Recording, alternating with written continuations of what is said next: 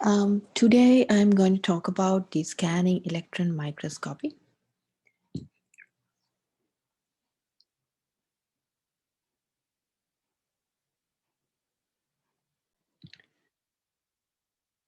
Scanning electron microscopes, they have now become a very powerful and versatile tools to characterize materials, especially in nano science and nanotechnology. So the electron microscopes, they use electrons for imaging in a similar way that light microscopes use visible light. Now, in electron microscope, we have mainly two types, that is scanning electron microscope and the transmission electron microscope.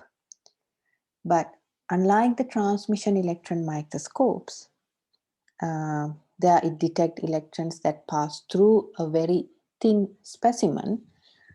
In SEM, it uses the electrons that are reflected or knocked off the near surface region of a sample to create an image. Now, if you listen to my previous video, you already know that the wavelength of these electrons is much, much smaller compared to the wavelength of visible light. Therefore, the resolution in SEM as well as TEM altogether, the electron microscopy is far more superior to that of the light microscope. Now we will, in this lecture, I'm going to a little bit go deep into the scanning electron microscopy, how it works, right? So in the scanning electron microscopy, it uses a tiny electron beam and they are very highly accelerated. And they use that electron beam to scan the sample in a raster pattern. We call it raster scan. It's like a zigzag way. It's a very crowded zigzag way. It raster scan the sample. First, first thing is to generate the electrons and accelerate them towards the sample. So electrons are generated at the top of the SEM column where we have the electron source. And these emitted,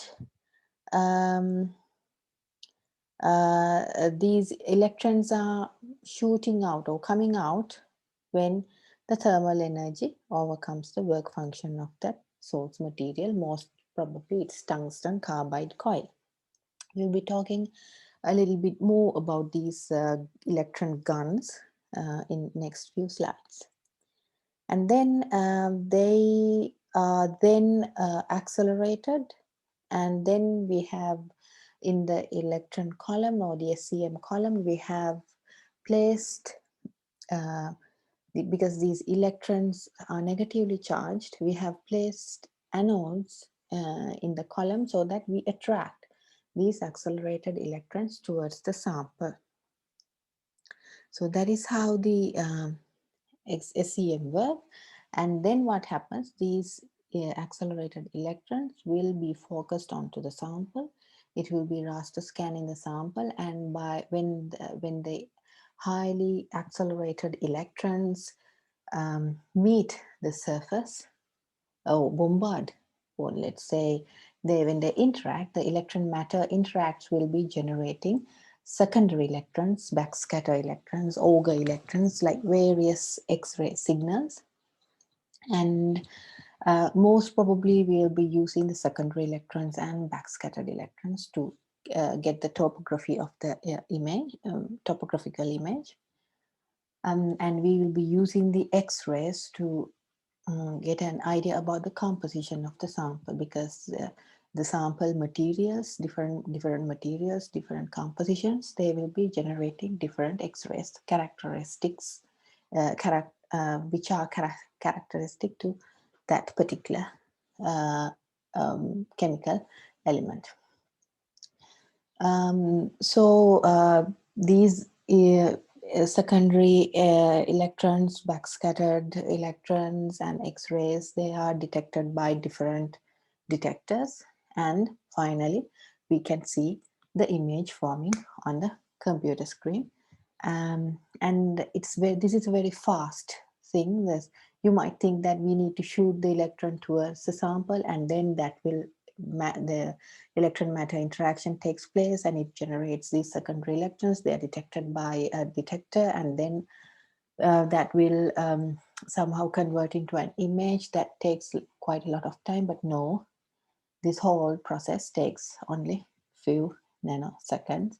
So it's a very continuous process. To our naked eye, we don't see there's a time lag. So what we see is a continuous image forming when we focus the whole microscope in a correct way. Right. So here you can see an SEM image of, I think it's an ant. It's a very close image. So ant, it's a dead ant. So you know they are not conducting because we are dealing with electrons, incoming highly accelerated electrons. The sample should be conducting. Otherwise, what happens when they're insulating, the electron starts to accumulate and build a charge that will destroy the sample most of the time. Therefore, what we do when we are doing biological samples, we are mostly coating them with either carbon or gold. The thin layer, we cover the whole thing with a thin layer of conducting like gold, and then we can easily image it. You can see here, this is the on the left side of the image we have the SEM, and it is attached to the computer which process the image and we see it visually. These black color things protruding out, they are the detectors, and the white color thing that is sitting on top of that box kind of thing, like white color column that is sitting on the white color box, that white column is the on top of that is the electron gun or the electron source is located, and this whole SEM part is mostly kept under high vacuum. But if you're dealing with biological samples, we partially we work under partial vacuum, but that is specific to some samples. And then the whole setup is kept on a vibration-free table, because the vibration can cause huge noises and it's not good for the electronic components inside the SEM. So we always keep it vibration free. Right. So the basic difference between the light microscopy and the SEM is they both have some sort of a source. In light microscopy, that's the visible light, and in the SEM, we use accelerated electron beam. And then both have condenser lens. Condenser lens is where you actually control the beam or the beam diameter. So in the light microscopy, that's the visible light, you focus it.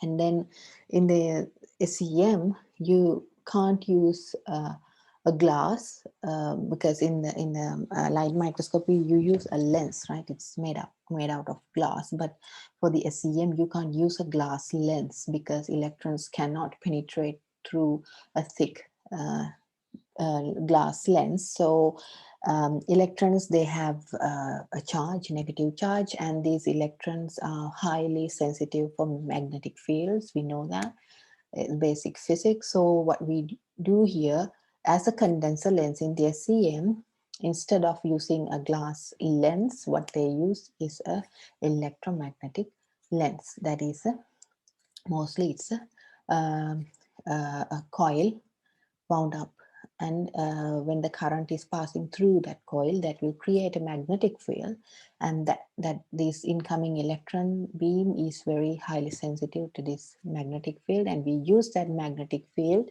to control the beam properties like beam diameter. The condenser lens is mainly used to control the beam of the diameter of the beam. And then we have the objective lens. Here the green color, that's the focusing lens, that is also again acting as the objective lens in the SEM. So the objective lens, the purpose is to focus the incoming light beam or incoming electron beam towards the sample. Here you can change the numerical aperture by by changing the lens power, but in the condenser lens you can use a metal strip with different holes with that metal strip has holes with different diameters. By changing the size of the aperture manually or using the program, you can control the beam diameter, and then the light as well as the electron beam is focused onto the sample, and then they will start interacting, and the interaction will create signals, and these signals will be detected. But in the light microscopy, our detector, in most cases, the detector is the human eye. But in some cases, you can attach it to a computer, so you weave the full, you get the full weave on the computer screen. You can then, if it is attached to a scanner, you can, like, instead of use manual changing the stage, you can use a scanner and then do very small. You can what do you mean? You can move the scan up and down X and Y directions in a more precise and more controlled way if you have a scanner attached to that light microscope. But in the SEM, we don't do anything. Like, we have the knobs, we all control the, we do it. It's not automated. We use the knobs and we change, we tilt it, we, move it around the XY plane, and we move it up and down to get the best image. So the electron detectors are, I'll be talking about them later. For different signals, we have different detectors. Electron detectors are basically for Auger electrons, secondary electrons, and backscattered electrons. But for the compositional analysis, we'll be using X-rays. So as I told you, the incoming electron, when they interact with the sample, now let's say that this, whatever the sample we are looking at, it has different chemical elements inside the composition. If you want to get the compositional idea, the different elements will generate different X-rays, and we can analyze these X-rays, characteristic X-rays they generate, and get an idea how much of this compound or chemical is there. Just by looking at the X-ray intensity, we can say, okay, at this area that we scan, we have high amount of TiO2 or titanium or oxygen or any other element that there exist. Right. So the basic construction of SEM.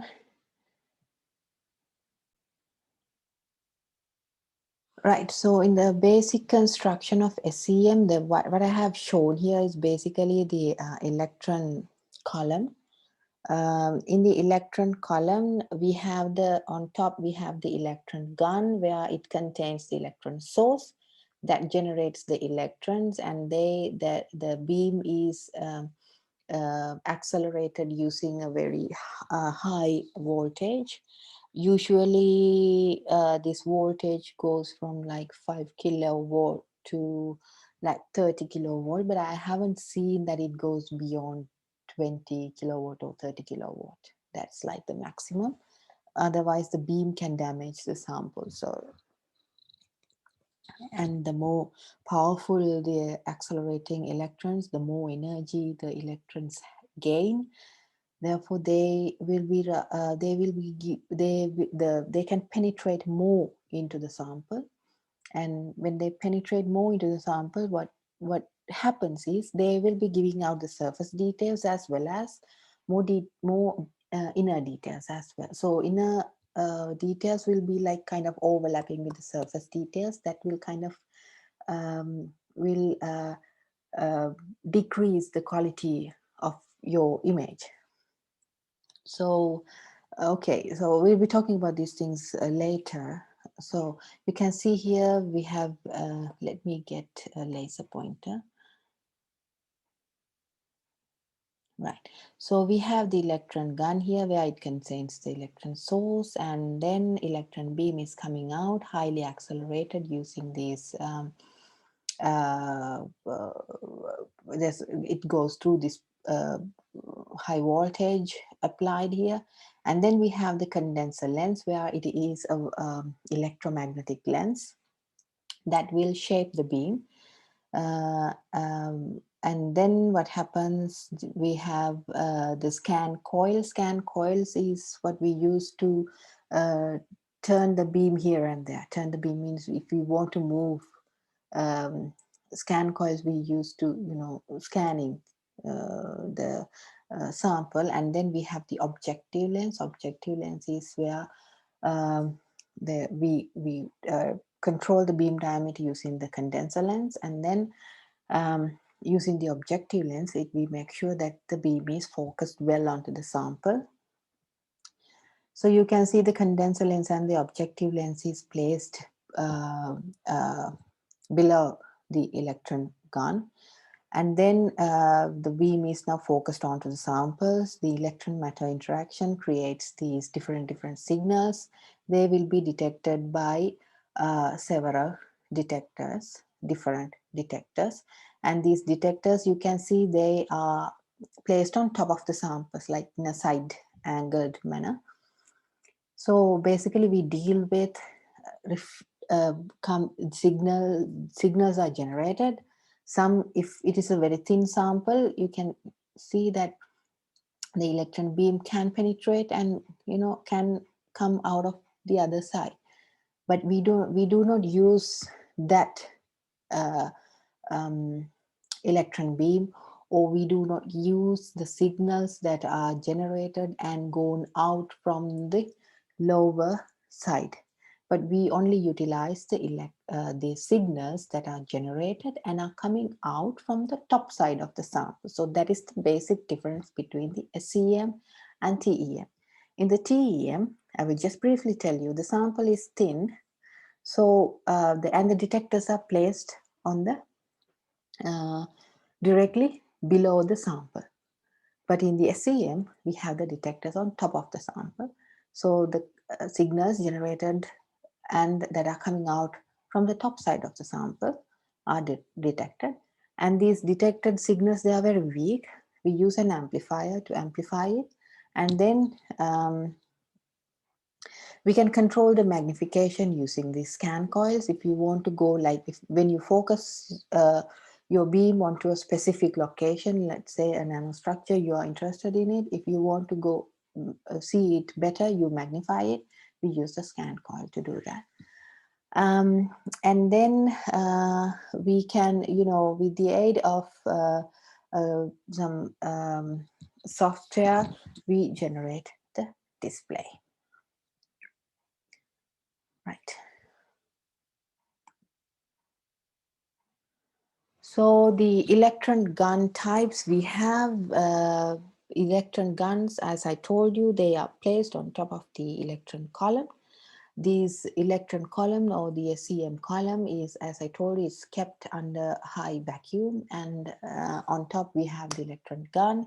There are three basically main types of electron guns.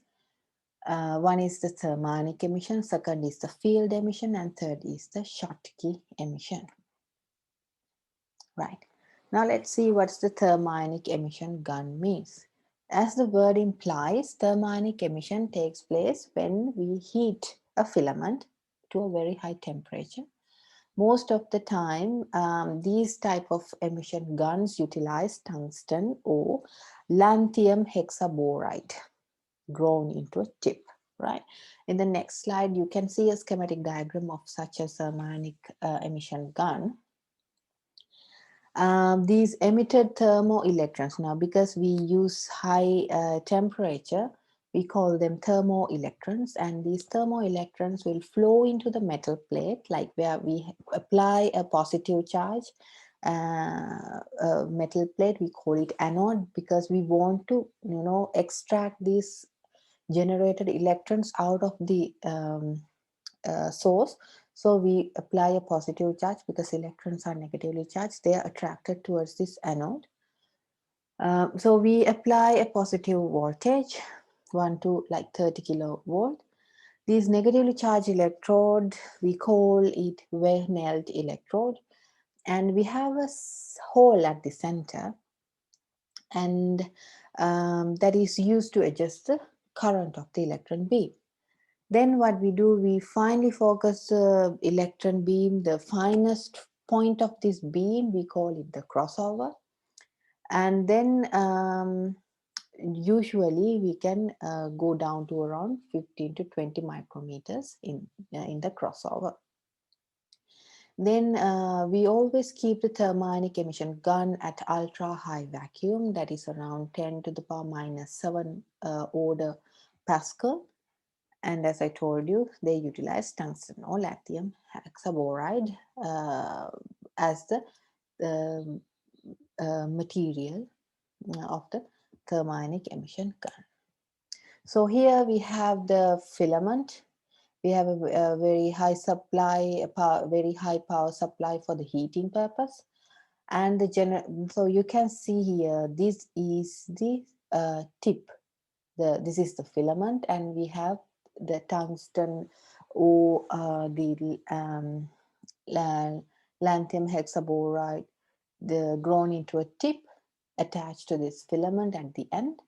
And when we apply a very high power, and what happens, the temperature goes up, and due to heating, thermoelectron starts emitting, and then we have we have an anode.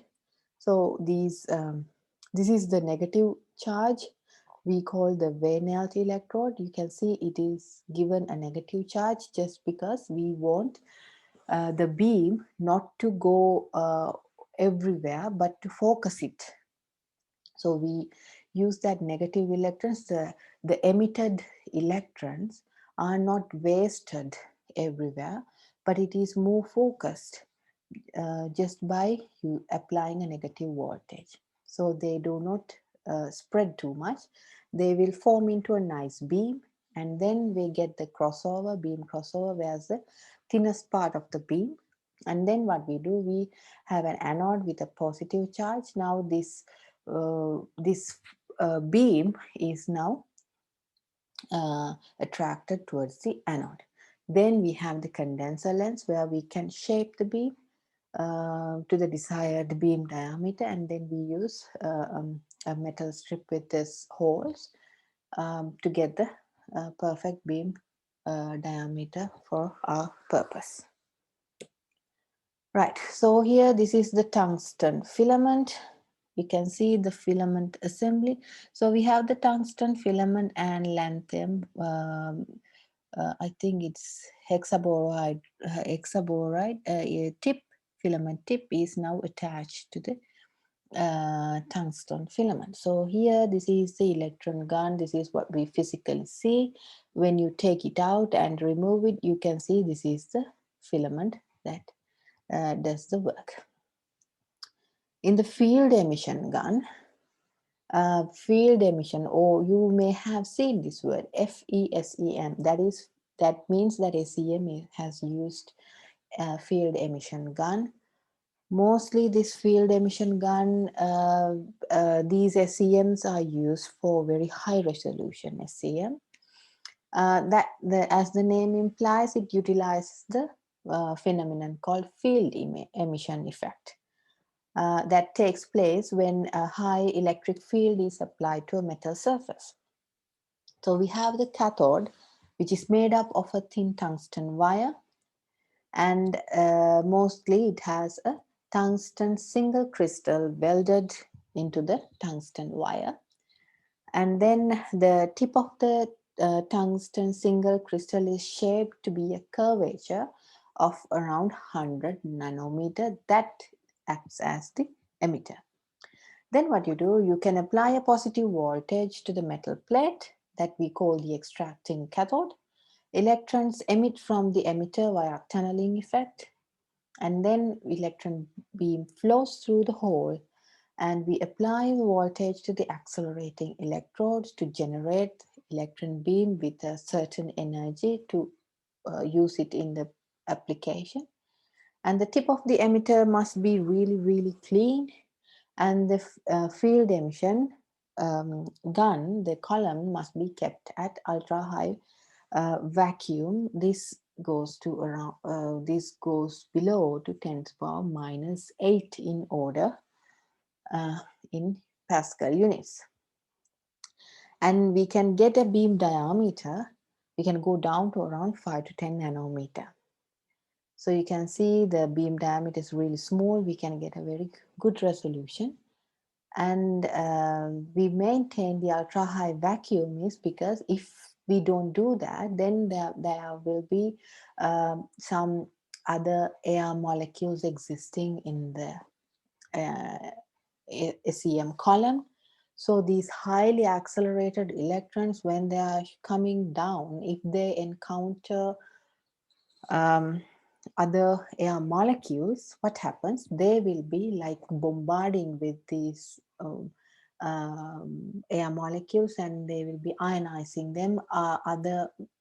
We'll be losing the electrons in the electron beam. So the final intensity we get for our purpose that interacts with the sample is lesser if we don't maintain ultra high vacuum. That's why we want an ultra high vacuum in the SEM column. Right. So here's the schematic. So we have the flashing power supply. This is the tungsten filament, and we have tungsten single crystal attached to it. Then what happens? The electron starts emitting via the field emission effect via tunneling, and then we have the extracting electrode, and then this electron is now attracted towards this extracting electrode because it has a positive charge, and then it applies a very high voltage here to the accelerating electrode, so that the incoming electrons will gain the necessary energy and can be focused onto the sample to get the desired interactions. Right, the third one is the Schottky emission gun. The Schottky emission takes place when there's a high electric field is applied to a heated metal surface. Now this is not thermionic emission, this is not field emission, we have a heated metal surface and we apply high electric field to that metal surface. Normally we have a cathode made out of strontium oxide and single crystal tungsten coated on the strontium oxide, and then by doing that, but just by coating the tungsten single crystal with strontium oxide, we can decrease the work function. Otherwise, we will have to use a very high power if we just use the bare tungsten. By coating it, we can decrease the work function. That means we can the temperature that we need the cathode to heat up is now lesser. As if you remember in the thermionic emission, the uh, tungsten filament, it was more than 2000, but here we reduced that to around 1800 Kelvin. So we can see there will be a large emission of electron at a low cathode temperature, just because we coated it with strontium oxide. Then negative voltage is applied to the electrode. We call it the suppressor, to shield the thermoelectrons from emitter. And then these emitted thermoelectrons flow into the metal plate, which has a positive charge, and thereby they will again gain the desired energy. The advantage of Schottky emission gun is, here we get a very highly stable electron beam, and as obviously this Schottky emission gun also need to be kept in ultra high vacuum. So here it's around 10 to the power minus 7 Pascal, and uh, the SC gun itself kept at a very high temperature with no gas absorption. So no gas molecules are allowed inside this uh, electron column of the SEM. So here we have the Schottky emission, which is a metal plate heated, and we apply a high voltage to that heated metal that will start emitting the electrons, and you can see the suppressor has a negative charge, thereby it repels the electrons and form it into a beam. And then we have the extracting electrode, where we have a positive charge applied, so that our outcoming beam is now attracted towards this anode. And then high power voltage is applied to this accelerating electrode, so this incoming electron gains the necessary energy to interact with the sample. Right. So I hope that you understood the mechanism behind the electron gun. So we use it, so in the SEM they use these electron beams to produce the image. Now to control the electron beam,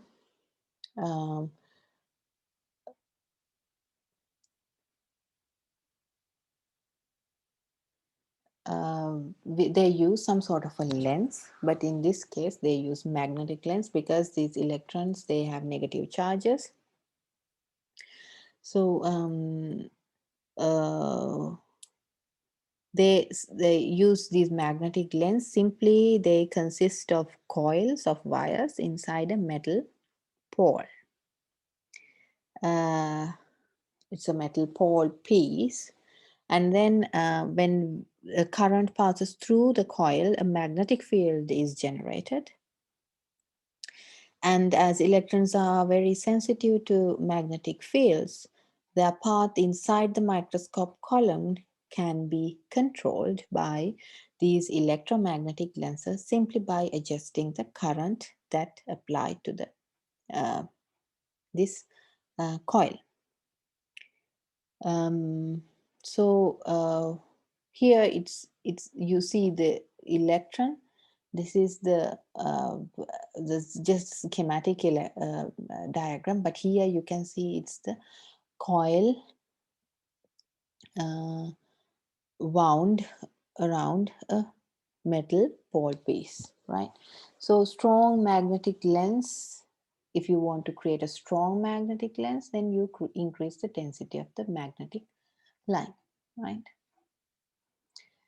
So as I told you, the electron beam pass through this magnetic lens, and we pass a direct current through a coil, and we have this wound electric wire, so that it generates rotationally symmetric magnetic field for our surface, for our purpose. Magnetic lens system. So the surrounding of the coil are enclosed by yokes, and magnetic fields leak from the pole piece. In the next one, you will see that small opening where we call it the pole piece. Change the current through the coil, you can change the strength of the lens, right? So here, this is the coil we have. So here's the pole piece. There's a small piece coming out. The yoke is actually to block the magnetic field coming out. It only allows to come out from these pole pieces where the small opening is there. So then the electrons are coming out and they encounter this magnetic field here at the pole pieces, that by simply changing the current passing to the coil, you can change the intensity of the magnetic field. Just by then you can change the, you know, the power of your lens as you desire it. Condenser lens and objective lens. So there's generally two types of electromagnetic lenses are used in SEM. The first one is the condenser lens. It is the first lens that electrons meet as they travel towards the sample. So the basic idea of using the condenser lens is to, it converges the beam before the electron beam cone opens. So you can see here the condenser lens, it converges before the electron beam cone opens again, right? So this will basically just, we use this condenser lens strength to play around with the beam diameter, and then by using the objective lens, the electron beam is again converged once more before it hits the specimen, right? The condenser lens defines the size of the electron beam, which defines finally the resolution, while the main role of the objective lens is to focus the beam onto the sample.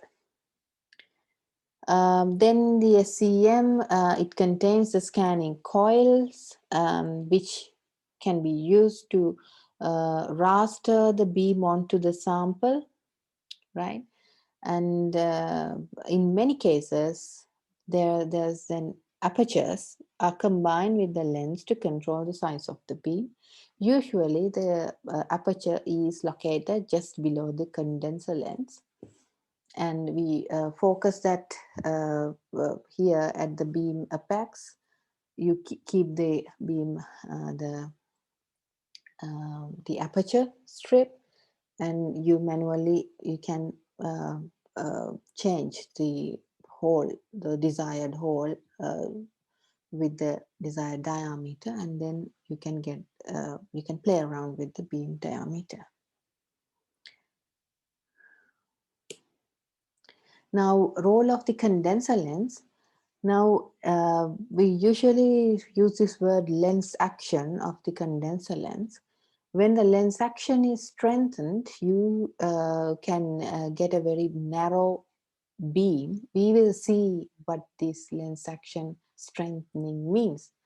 And then if you want to, if you want an electron probe to become broader, then what you do, you weaken the condenser, the lens action or the power of the lens.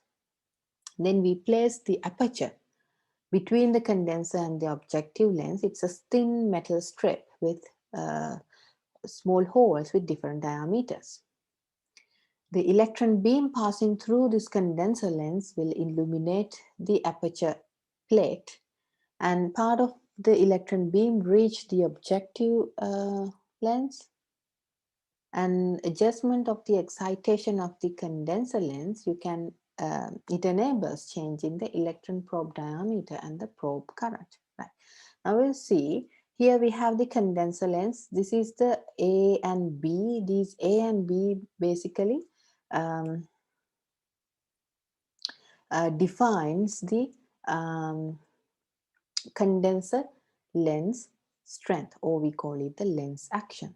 So if you strengthen it, the condenser lens, what happens? You have a small B to A ratio. So A is larger, B is smaller. So B to A ratio is now smaller. So when you do that, you can see you can get a very narrow beam, right? Very narrow, very strong beam. So you increase, um, uh, you can play around with the beam diameter, the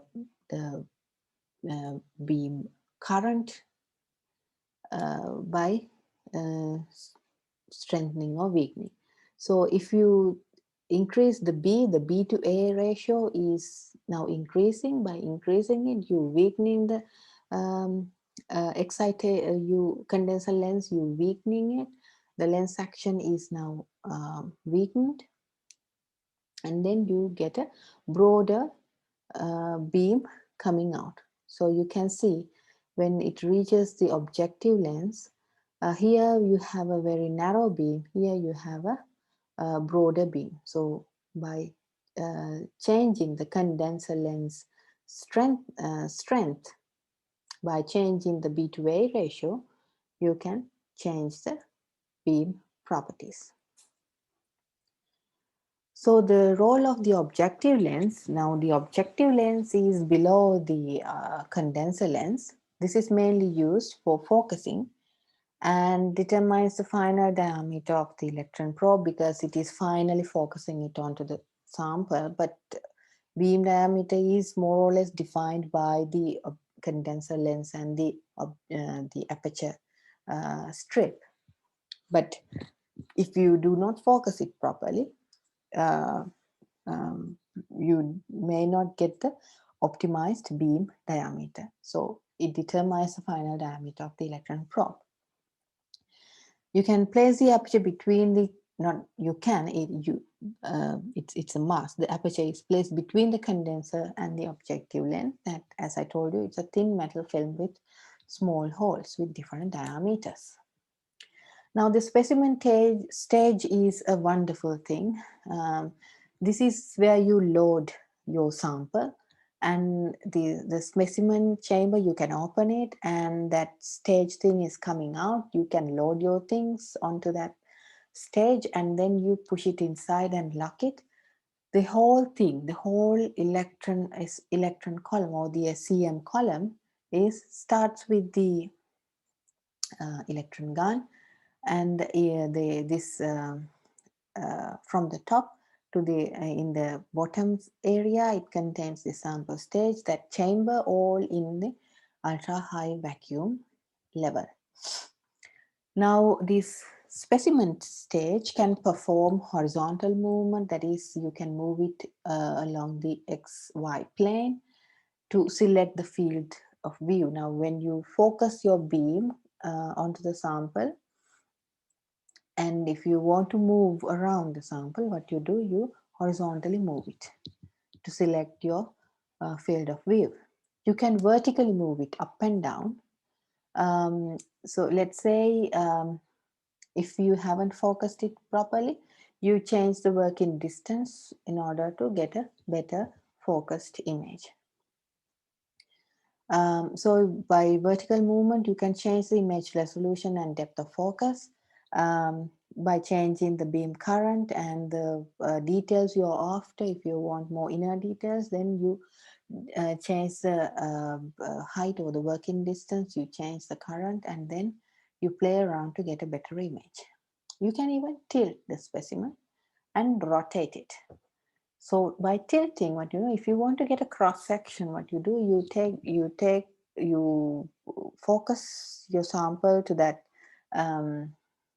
a desired uh, spot where you can get the cross section, and you tilt it, and then you visualize in the, now it is in an angled manner. It's tilted. You can get the cross section measurements, and you can rotate it. And it always, this stage is, we use it at the eucentric position. So what happens in the eucentric position, when you focus it properly, what happens, if you focus it and then when you tilt it, the your field of view does not, the focus does not change. The observation area does not shift while you tilt it. The focus will be on that point while you do tilt it up and down, tilt it, yeah, up and down. Focus on the specimen does not change after shifting the field of view while the specimen is tilted. So that's very important. When you're working with the SEM, you need to make sure that you achieve that eucentric position. So here it's given when the sample is at the correct height, if you tilt it, if you rotate it, if you move it, the focus does not change. If you tilt the sample, the image, the position that you're focused, that position does not change if you tilt, right? But if it is not in the eucentric position, then if you try to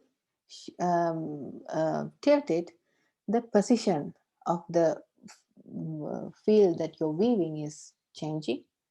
If you move it here and there, the focus is going to change. So this eucentric position, to how to achieve it is you need to lift your sample stage to the center of the objective lens. The sample must be set to this position, then you can achieve that. So what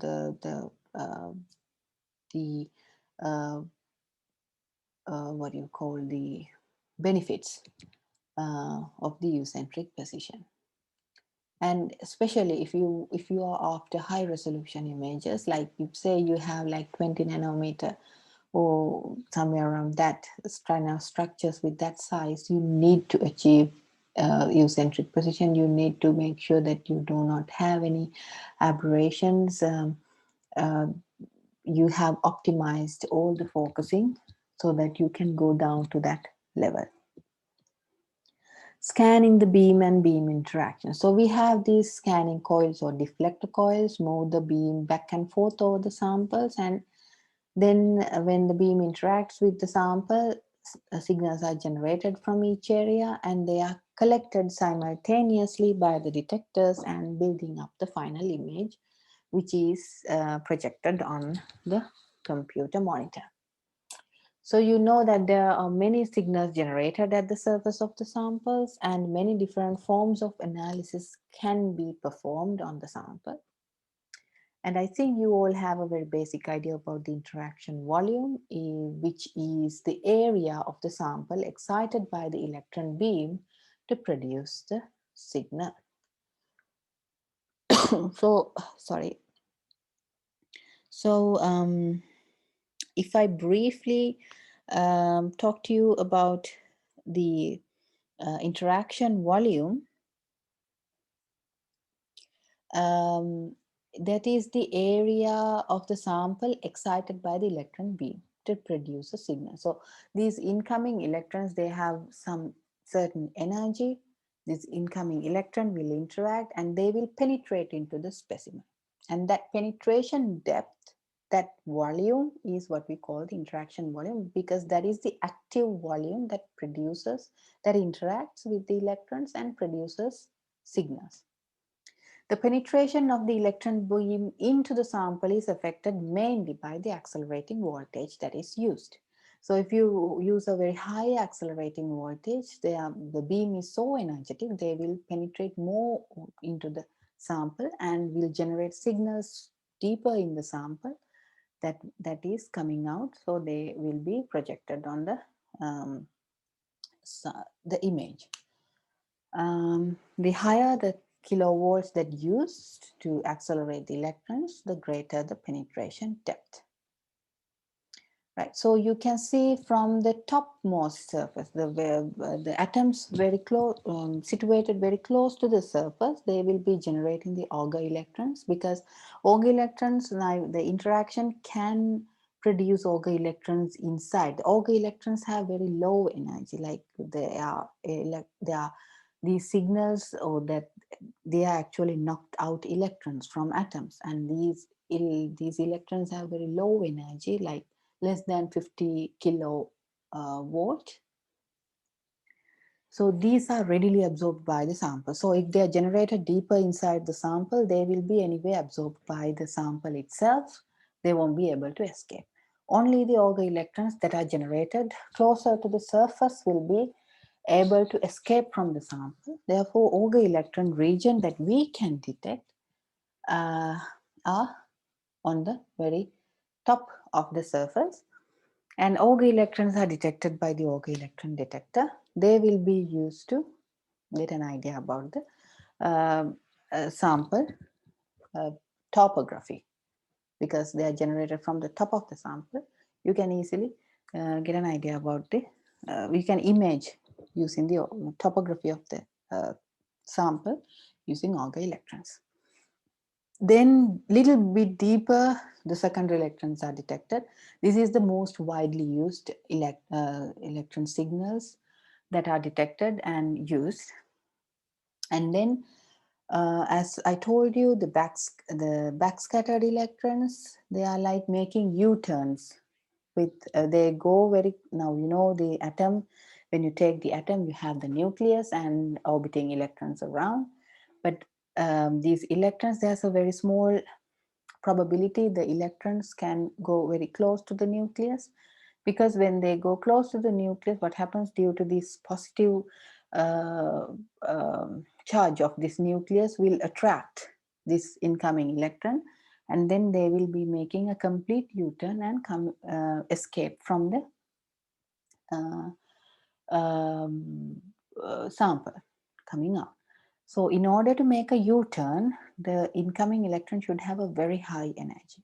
If it has a lower energy, what happens? It will be slightly deflected, because it will not follow its original path, but it will be slightly deviated from its original path, because it is now attracted uh, because of the positive charge of the nucleus. But if it does not have the enough energy, what happens, it will be deviated and gone out from the from a side. But if it has a good high energy, what happens, it gets attracted towards the nucleus, but it can overcome that and escape from the other side. So you can see electrons, they have a high energy, so the penetration is deeper. So backscattered electrons are generated from deeper regions. And then when you have very high energy, higher than the energy needed to create backscattered electrons, if the incoming electron have very high energy, they will be knocking out electrons from atoms, and uh, um, this will create vacancies in the atom. And to knock out an inner shell electron, now you know in the atom you have the nucleus and orbiting electrons around, and when these electrons are very situated very close to the nucleus, they have very high binding energy, because they are negative charges are very close to the positively charged nucleus, so they have a very high Coulomb interaction going on. So if you want to knock them out, the incoming electron should have a very high energy to overcome that Coulomb interaction between the inner shell electrons and the nucleus. So if this incoming electron can do that, then it creates a vacancy in the inner shell. And then what happens? Excited electron will jump, and the energy difference will be gone out as an X-ray. So that's why the characteristic X-rays are further deeper into the interaction volume, because in order to create characteristic X-ray, the incoming electron should have sufficient energy to create the vacancy in the inner electron shell. And then we have the continuous X-rays, fluorescent X-rays likewise. Continuous X-rays, you know, it's the Bremsstrahlung electron. So as I told you, when the electrons are deviated, you know that they are deviated due to the nucleus, and that deviation, that slow, that because they are attracted now because of the positive charge, and then their original path is now deviated, and that creates a momentum change, and that momentum change, that energy difference, is emitted as continuous X-rays. So these characteristic X-rays are now to knock out an inertial electron, and when the electron jumps from a higher energy level to fulfill that vacancy in a lower level, that jumping creates the X-ray, and that X-ray, that energy difference, even though it's an X-ray, it's characteristic to that given element. Right, so elemental analysis, we use characteristic X-rays because of that. Right. So the energy distribution of electrons emitted from the specimen. So the most widely used detecting signals are the secondary electrons. The secondary electrons have low energy, like around or less than 50 electron volts, and the backscattered electrons, they have energy vary from 50 electron volt, and depending on the incident electron energy. Now if you check here, this is the energy of the emitted electrons. The lower ones, they can be Auger electrons or secondary electrons, because these are generated very close to the surface. And then we have the backscattered energy. They have higher energy compared to the secondary electrons. Then we have small peaks appear in the BSE region. We call them the Auger electrons. So Auger electrons also have smaller, you know, here, small peaks appearing here and there. They are Auger electrons. Auger electrons also escaped when they are very close to the surface.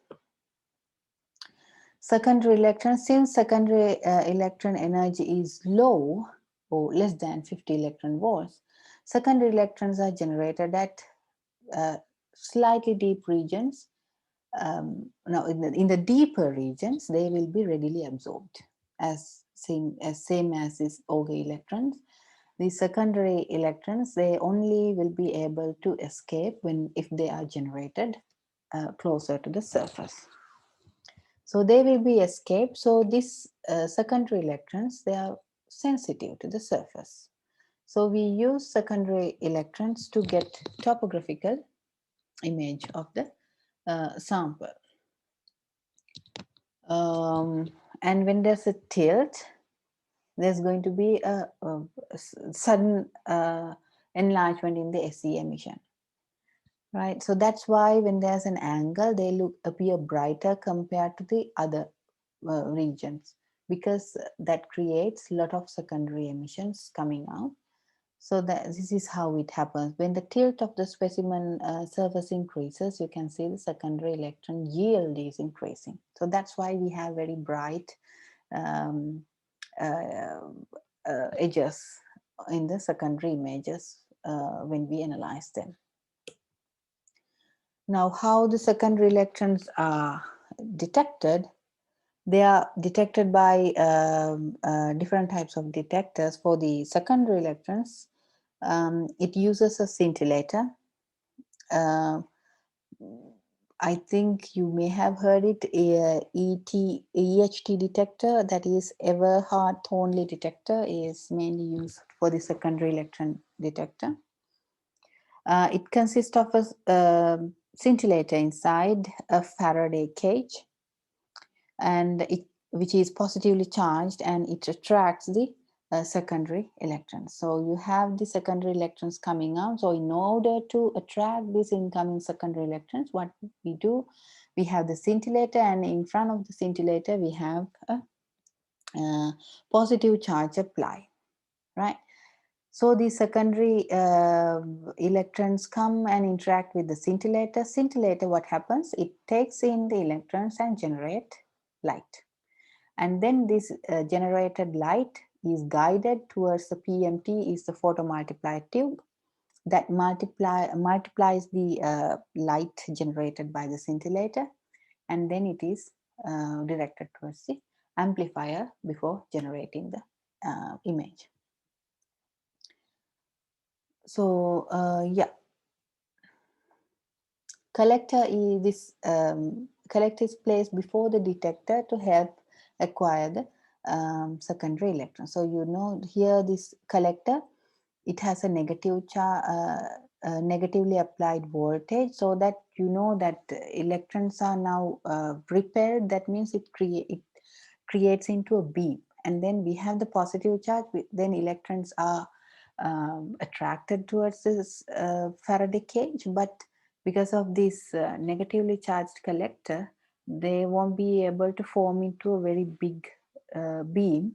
Instead, they will be pushed inward towards the Faraday cage. For the backscattered electrons,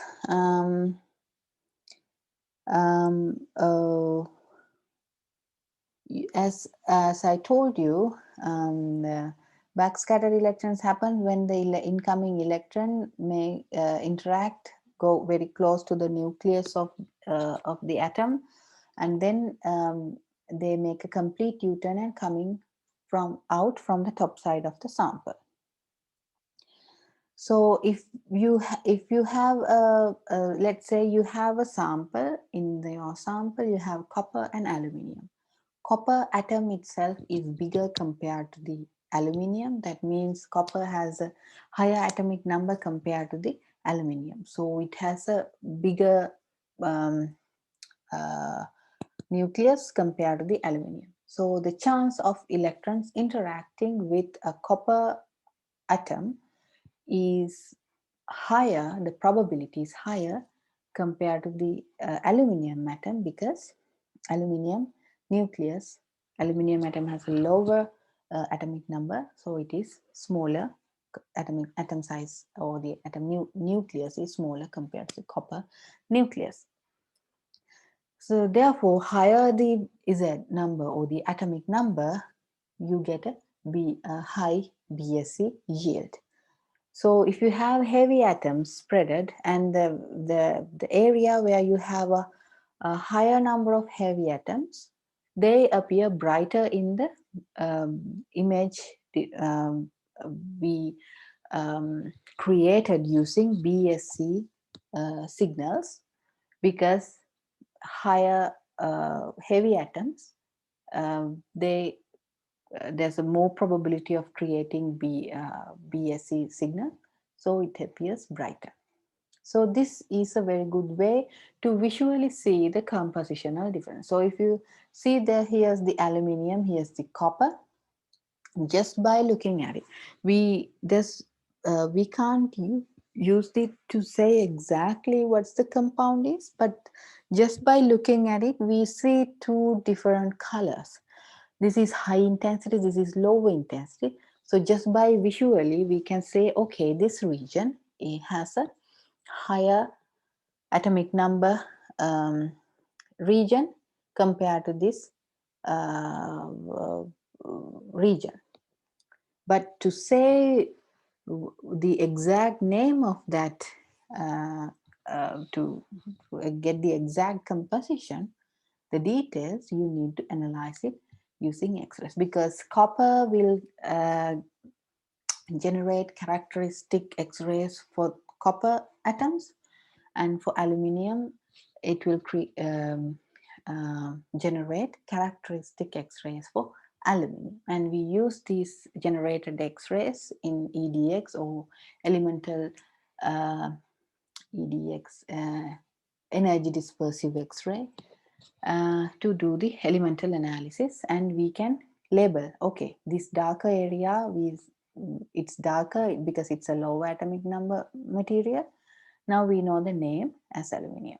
Likewise, so you can see here the backscattered electron intensity. When you increase the atomic number, it is increasing like this. So backscattered electrons, we basically use it to get to observe the compositional difference in a sample. That is a visual idea, to get a visual idea. We can confirm the elements with names by using the EDX analysis or the X-ray analysis. Right, so this is, you can see a full BSD. That is, we use the backscattered electron detector to get this image. So you see, it does not provide you a good topographical image, but it gives you, okay, here it has a lighter one, this is darker ones. Some areas are not that dark, so you know there are heavy atoms situated in these dotted areas. So this basically gives you, okay, this is compositionally heavy atoms are distributed in these dotted areas compared to the other ones. Then we use the topography BSD. Topography BSD will give you the topographical detail, but not the compositional. But to get a better idea about the composition, now we see only dots here, but this is just a compositional difference. But you want to see how this is actually what is the actual topography, you can use the secondary electron detector. Now this is the actually if we magnify it, if we can see it in our naked eye, this is the true nature of the topography. So we have some I don't know, it's a porous like structure, but the compositional difference here, you can't see that topography, you can see the compositional difference. So you see what is the idea you're after compositional image, compositional difference, you are after topography, or you need to combine it. Then you need to choose the correct detector based on your application. Right. As I told you, backscattered electron intensity changes depending on the crystal orientation as well. Here in the previous slide, as I told you, here the electron, here this is flat. So you can see these electrons are like the generated electrons are scattered. But when you have a slope, you can see they were easily detected by the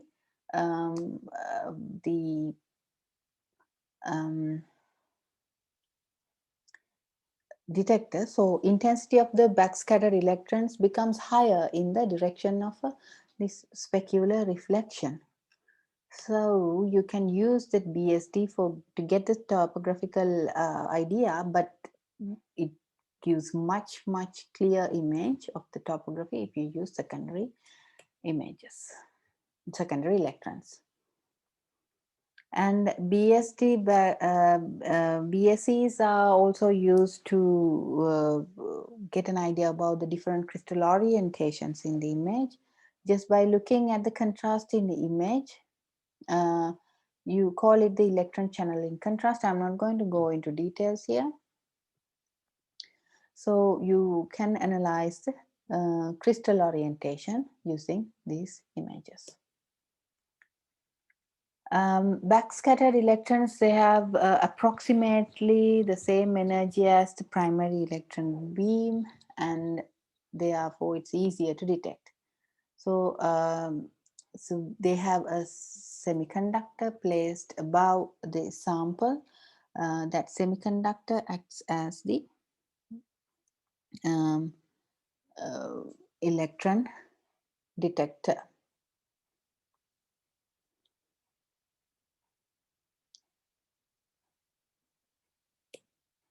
Right. So as I told you, the edge effect, if there exists uneven steps or thin protrusions on the specimen surface, these edges or protrusions appear bright with a certain width. Like, so you can see here, these edges appear brighter, and this edge, theoretically edges should appear as sharper lines, but in practical you can see there's a certain width, not that sharp, right? This phenomenon we call edge effect. Now, as I told you, when there is a slope, when there's an edge, electron probe irradiates the surface, irradiates the area distance from the edge. Secondary electrons are generated by the diffusion in the specimen. They are easily emitted from the surface as secondary. Now you can see here, this is the interaction volume here. The only way these secondary electrons generated in this interaction volume is if they escape from the top side. But let's say in this interaction volume, these secondary electrons can escape from this surface, but here it doesn't have anywhere else closer to escape. But here, because we have an edge or a protrusion, you can see these secondary electrons further can escape from this surface as well. So if you have a protrusion or an edge, that will give more paths for the secondary electrons to escape, and therefore we have a brighter lines appearing at the edges and at these protrusions. Effect of the accelerating voltage. As I told you in simple words, the accelerating voltage is the determines the penetration depth, because higher the accelerating voltage we apply, higher the energy acquired by these incoming electrons. Higher the energy of the incoming electron means they can penetrate more into the deeper into the sample. So the information from the inside of the specimen gives rise to the background.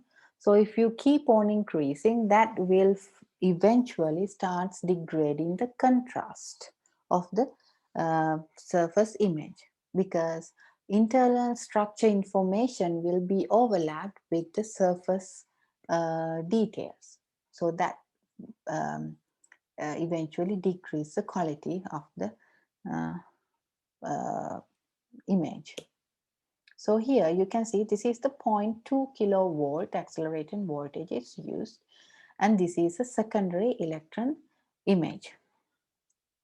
See here, you can get a good image. You don't see the edge effect because you have a very low accelerating voltage applied. But when you increase the accelerating voltage, you can see the edge effect is become prominent. That means the edges, they produce more secondary electrons, they appear more brighter. And now you can see the details. Now these details, some details are now become more prominent, right? Uh, then now look at this. This appears as dark dot here. It is more prominent when you use 1 kilovolt. I think this 1 kilovolt image is more clear compared to 0.2 kilovolt image. But when you increase that 5 kilovolt, the accelerating voltage to 5 kilovolt, you can see this dark. Now here we saw it as like a hole, right? But here you no longer see it as a whole. That is because now the immediately this the information immediately below the surface are now overlapping, so you will not get the true image. You won't see there's a hole there. But here you know that, let's say you are walking on this surface, you know there's a hole here, but here you won't see that. And here when you further increase it, what happens? You don't see a hole, but you see something like it's resting on top. There's like it's like a small particle resting on top of the structure. But in reality, um, it is not. But that is, this hole is now filled because internal details coming rise. Um, Internal details are now overlapping with the surface details. That eventually degrades the quality. And the depth of focus is another very important parameter when you're dealing with SEM. Depth of focus is, if the focus is adjusted to the top side, the bottom side may be out of focus. Right? Now, this happens when you use, let's say, you have a nail, like a screw head nail. If you focus your light microscope to the screw head, then the bottom of the nail, because it's deeper, you won't be able to see, right? But if you have a very good depth of focus, even though when you focus on the top of the screw head, the bottom also in the field of that focused field. So you both see the top and the bottom at the same time. But if the depth of field is lower, you will have to separately focus it onto the head and then separately focus onto the bottom, because the depth of field is lower. So range between upper and lower image blur is large, then depth of field is large. So for the SEM, the beauty is you can have a very good focus field. Here you can see when the depth of focus is large, see the aperture is small, the aperture angle is small, here's the blurring uh, uh, limit. So within this, if you have your screw head and the bottom of the screw, you can weave the entire screw because you have a higher depth of focus. So for the SEM, you have a higher depth of focus compared to the optical microscope. So when you keep on increasing the magnification, for lower magnification, they have a higher depth of focus. That's obvious, right? But when you keep on increasing the field of view, like when you keep on magnifying, depth of focus is reducing, true, but still the SEM has a higher depth of focus compared to optical microscope. So when the aperture size is larger, the aperture angle is large, and the blurring limit is now getting very closer. So you have a very small range, or depth of focus is small. So you have very small range on the focused view. Here, this is an optical microscope image. This is an SEM image. So when you focus on this side, you can see the top is now blurred and the bottom is focused. But in the SEM, because the depth of field is larger, the blurring, the limit is larger. Therefore, when you focus it on the top of the whatever that sample, even the bottom is also visible. But if you, in the optical image, if you focus on the bottom, the top is blurred. If you focus on the top, the bottom is blurred, right? So this is a fractured surface of a screw. So this is what the depth of focus is. The SEM has a higher depth of, or larger depth of field focus, right? So this From this, I'm going to wind up the lecture about SEM.